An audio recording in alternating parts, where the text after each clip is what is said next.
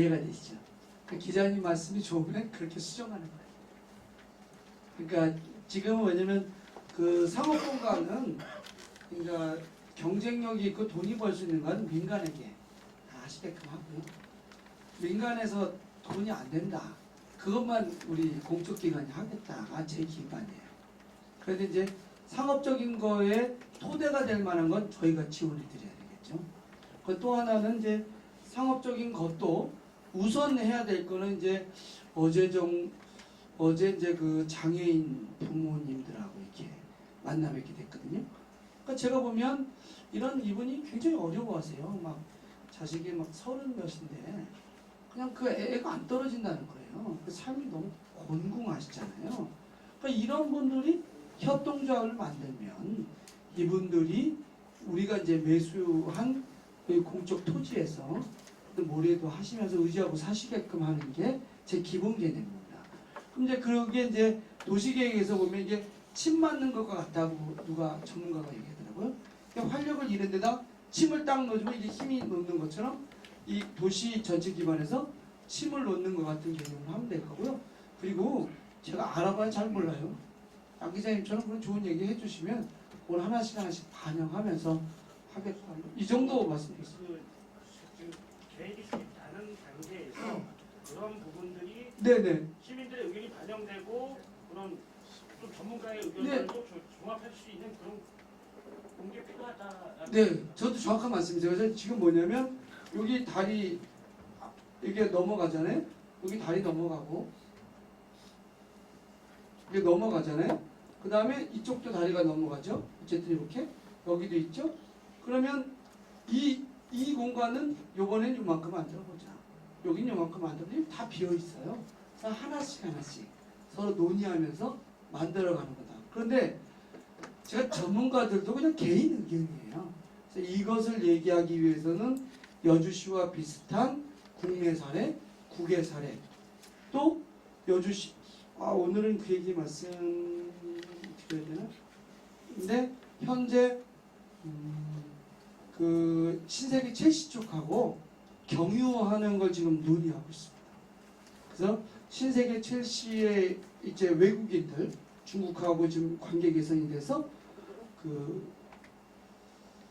이게 지금 택시 쪽하고 협의가 약간이 됐는데 완전히 이게 협의가 완료가 안 돼서 택시 쪽하고 얘기가 되면 서울에서 버스가 첼시에도 왔다가 강변에 왔다가 구상권이죠. 이렇게 넘어가는 이런 게 지금 현재 구상 중에 있습니다. 지금 말씀하신 그렇게 되면 이 공간이 아까 10만 평이라는데 10만 평이 훨씬 남죠. 그러면 그 넓은 공간이 사시사철 꽃이 피고 또 함께 움직이고 이런 공간인데 그건 뭐 기자님들이 워낙 이렇게 많은 지식들이 있으시니까 그런 얘기를 관계 부서에도 좀 얘기해 주시고 그러면 좀 더 저희들이 부족한 부분 또 모르는 부분들을 보완하면서 더 잘 만들어지지 않을까. 양해 말씀 드릴게요. 딱 한 분만 질의하시고 또 궁금하신 분들은 저희 부서에다가 문의하시면 상세하게 부서에서 설명해 드리니까. 조금만 더 하자. 최대한 하다가 말씀드리자. 요것만. 네, 경기연합뉴스 이동규 기자입니다. 제가 먼저 하겠습니다. 네, 두 분 다 받을게요. 네, 경기미디어신문 이상우 기자입니다. 네. 조금 기자 간담회에 너무 성의가 없는 이런 준비가 어떤 얘기인지 뒤에 세계 꼭지는 추후 예정이고 어떤 얘기시죠? 그러니까 세계 뒤에 그 수도권 전철 연장이나 네. 4차로 확장 이런 거는 이건 진짜 전혀 도움이 안 되는 얘기 같은데 이런 게 꼭지로 붙어갖고 나오는 그래서 좀 우리가 환기되지 않는 거에 대해서 좀 불만스럽고요.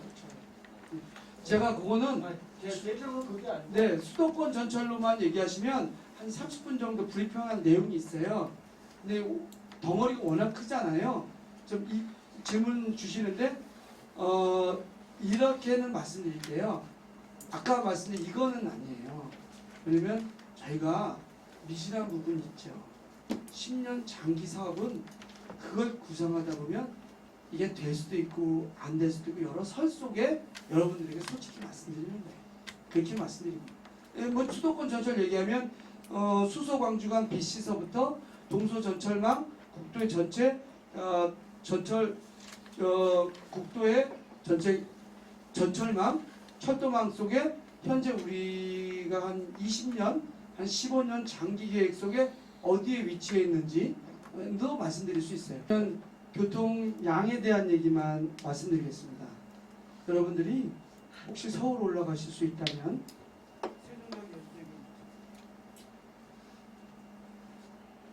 거기 계세요. 거기 계세요. 조금만.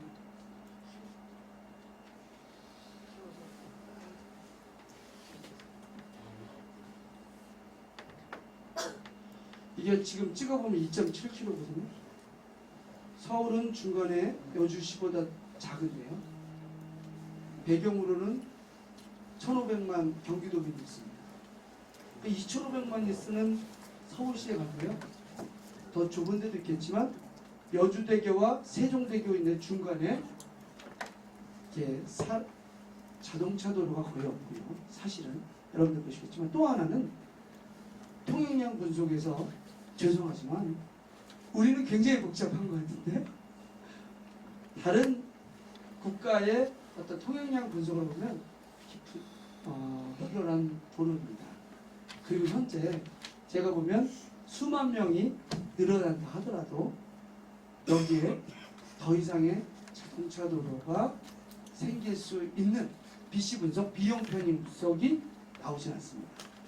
근데 그렇게 이제 제가 말씀드린 건 통계가 1966년도서부터 바로 작년까지 2018년까지의 통계에서 인구가 늘어난 역사가 없어요. 그런데 대한민국 전체 인구가 주는데 여주시가 늘어나는 징후가 아니라 유지되기만 해도 적절하다. 사실 이게 현실입니다. 이 속에서 제가 정책을 피는 입장에서는 아까 말씀드린 것처럼 지금 말씀하신 건 자동차 중심 도로에 고민을 기울여라는데 아직 제가 그거에 대한 이해가 좀 부족하다. 그 점에서 이해해 주십시오라고 말씀드립니다. 현황 조사를 하겠습니다. 근데 지금 오학초등학교 말씀하시는데요. 제가 가봤어요. 근데 조금 다른 말씀드리는데 어떤 일이 있냐면 제가 차량을 유심히 봤어요. 다 학생들 한 명씩 싣고 학교로 갑니다. 우리 예전에는 어떻게 됐어요? 걸어 다녔잖아요. 자전거 타고 다녔잖아요. 근데 모두 다 차를 끌고 나오는 이 큰 변화를 일으켜야 되겠다. 그래서 아까 말씀드린 것처럼 구조적으로 바꾸는 거예요. 걷기와 자전거에 더 노력을 하는 겁니다. 그러면 누가 자동차 중심으로 다니다가 자동차보다는 자전거가 오히려 더 빨라 이런 변화될 거라는 거죠. 더 안전한 도시를. 그렇게 되면 통행량은 급속도로 줄어들게 될 가능성이 큽니다. 죄송하지만 이번에 4차 산업혁명 이뤄내면서 스마트 시티, 즉 자동차에 연관된 소프트웨어가 우리가 지금 완성이 되면 10년 내에 통행량이 굉장히 많이 줄어듭니다. 이게 지금 장기 계획입니다. 그런데 현재 추진하는 계획은 10년 후에나 또는 5년 후에나 완성되는 거예요. 완성되자마자 자동차는 적어지게 되는 거죠. 또 하나는 죄송합니다만 이건 제 생각인지 모르지만 인구가 이렇게 감소되는 일본이나 이런 노령화 도시를 살펴봤더니 그때 확장 중심의 도로를 만들었던 거 지금 어떻게 하냐면 거기에서 도로를 없앱니다. 집을 없애서 다시 자연으로 되돌려고 하는 게 그분들의 일이에요. 그쪽 도시. 제가 일본에 가봤는데요. 사실 뭐 지금 한일 관계 때문에 그런 얘기를 하는 건 아닌데 일본인데요. 일본에 굉장히 큰 도시 옆인데요. 20% 이상 농지가 비어 있어요. 현재 여주도 농지가 옛날에는 우량 농지라고 절대 안 나왔는데 지금 막 나오고 있습니다. 그러니까 이러한 것을 느끼면서 도시계획을 좀 고민하고 있다는 말씀드리고요. 지금 기자님이 말씀하신 건 아주 적절한 문제 제기시고 우리가 간과한 문제일 수도 있다. 그런데 이제 여러분도 잘 아시겠지만 사업이 단위 사업당 떨어져 있고요. 단위 사업당 지금 말씀드린 대부분의 것들은 과거에 추진했거나 하는 사업들을 그래도 물꼬를 터가지고 하나의 큰 그림으로 이어가려고 하는 노력이다. 근데 죄송합니다만 제가 됐을 때 갑자기 어떤 그림이 그려지고 또 다른 누가 또 갑자기 그리고 그러면 이것은 도시의 장기 발전 계획이거나 행정의 일관성에서 큰 문제를 일으킨다. 따라서 제가 하는 일은 과거에 우리 행정에서 고민했던 것을 어떻게 잘 이어받을 것이냐, 그 이어받은 것을 어떻게 좀 잘 만들어갈 거냐의 고민이기 때문에 나름대로 해안이 있고 깊으신 기자님의 말씀에는 좀 만족하지 않을 수도 있다. 이런 점에 대해서는 좀 이해해 주시길 부탁드립니다. 공식 비공식으로 나눠야 됩니다. 어떻게 하실까요? 제가 들은 얘기도 있고 추세를 아는데 비공식까지 얘기하면 논란됩니다. 인근 시군함. 공식만 해주세요. 네? 공식만 해주세요. 공식만? 그 그림 보시면요, 수서광주가 BC가 터지면서 거의 복선 전초라는 거의 다 통과됐어요. 되셨죠? 지금은 그거를 위해서 마지막 이제 누르는 작업이에요. 해야 된다, 이게 기정사실화 전략으로 가는 거고요. 지금 제가 하는 일은 다음 일로 넘어갔습니다. 사실은 여기는 전혀 넣을 수도 없는데 고속화가 됩니다. 즉 저쪽에 송도 쪽에서 강릉까지 동서관통을 쫙 합니다. 이게 고속화가 되면 중간중간 고속정차역이 지금 구상 중이에요.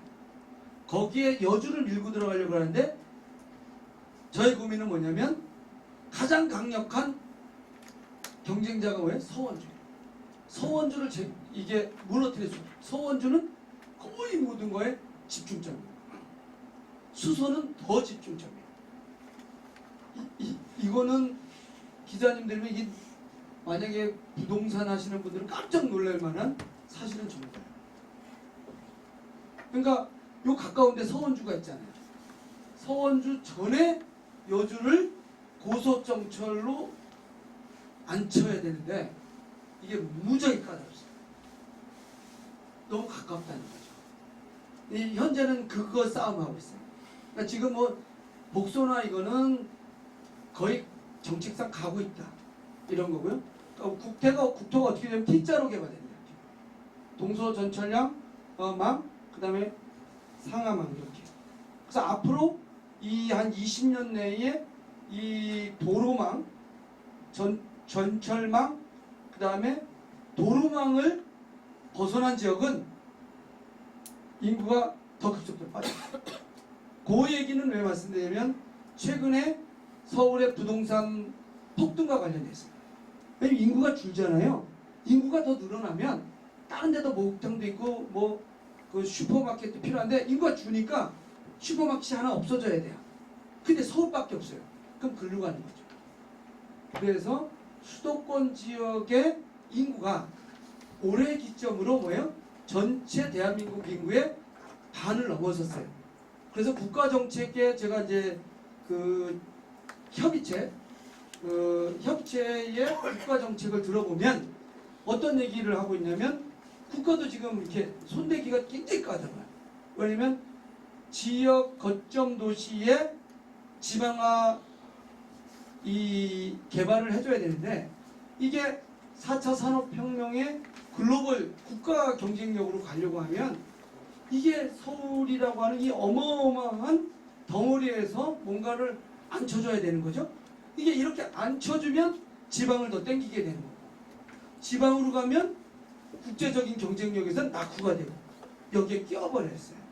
이제 현재 그렇고요. 그러면 이제 저의 전략은 뭐냐면 아까 그 개도국지에서 우리가 빠지잖아요. 그때 이게 이제 농림수산식품부에서 시지역이 아니면 시지역은 농산초지 엄청나게 덥네요. 그래 이렇게 더워. 그죠? 저만 더운 거 아니죠? 네. 좀 끕시다. 왜냐면 내가 땀이 너무 나서. 근데 이 여러분 이게 나중에라도 이게 계속 반복될 얘기인데 이게 한 5년 10년 장기 계획인데요. 이 농산청 지역이라는 거를 이게 되게 재밌는데 문건에 보면 시는 농산청 지역에서 제외된다.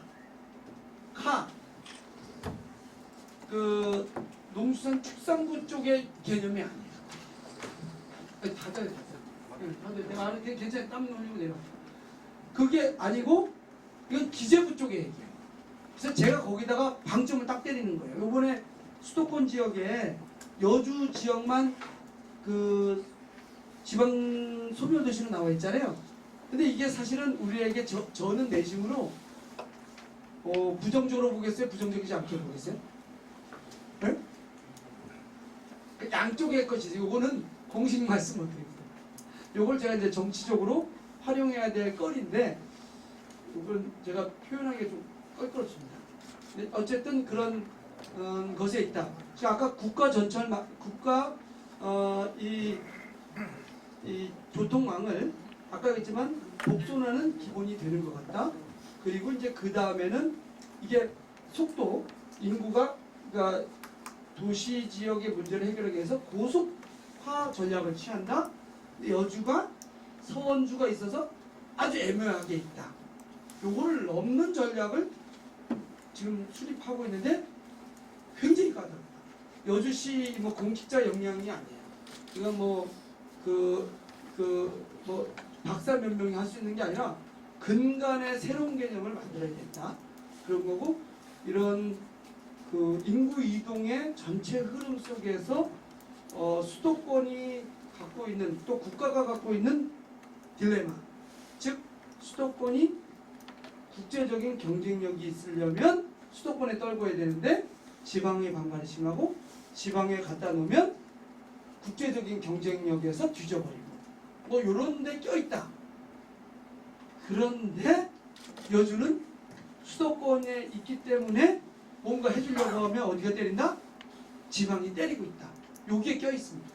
요게 이제 그러면 요 사이를 비집고 나가서 지방의 반발을 좀 무마시키면서 야 너네 힘들겠구나라고 여주시가 새로운 활로를 모색하는 전략을 가져야 되겠고 그래서 제가 말씀드린 게 인구의 경주 인구 증가 정책이 아니라 유동 인구 증가 정책이고요. 유동 인구 증가 정책이랑 겹 내수 즉 GRDP 여주 내에 어떤 지역 경제를 활성화시키는 전략인데 그거는 좀 오늘 의제에서 좀 벗어나 말씀 못 드리지만 아까 농민수당과 지역화폐와 뭐 이런 것과 연계된 새로운 계획을 지금 돌리고 있다. 뭐 이런 거 말씀드립니다. 제가 하나 말씀드리는 게 바로 지금 가장 까다로운 점을 말씀드릴게요. 그 첼시 있잖아요. 신세계 첼시에 대한 얘기를 하면서 신세계 첼시도 말씀드려야 될 것 같은데 다음에도 말씀드릴 건데요. 신세계 여러분들 찾으면 찾아질 거예요. 그냥 어렴풋하게입니다. 이러한 이야기가 있다라는 얘기입니다. 신세계 첼시는 대한민국 최초의 프리미엄 아울렛이었어요. 그런데 저도 이번에 분석합니다. 저 정책 연구하는 거예요. 롯데 아울렛 있죠. 이천에 거기가 여주 매장보다 더 저기가 많아요. 그 가게가 그 상점이. 그런데 투자 금액으로는 이천 롯데가 2배랍니다. 매출은 어떻게 되겠어요? 여주가 2배예요. 이게 왜 그러냐? 분석을 해봤더니 선점 효과예요. 그러니까 이제 금방 말씀하신 이제 고민이 그런 거예요. 출렁다리는 범례가 있다. 이런 거예요. 기다리는 거예요. 선도하지 못합니다. 정책을. 그런데 지금 이 강이 있는 이러한 구조는요. 대한민국에서 유일합니다. 여주가. 서울은 있는데요. 서울에 걸어가 보세요.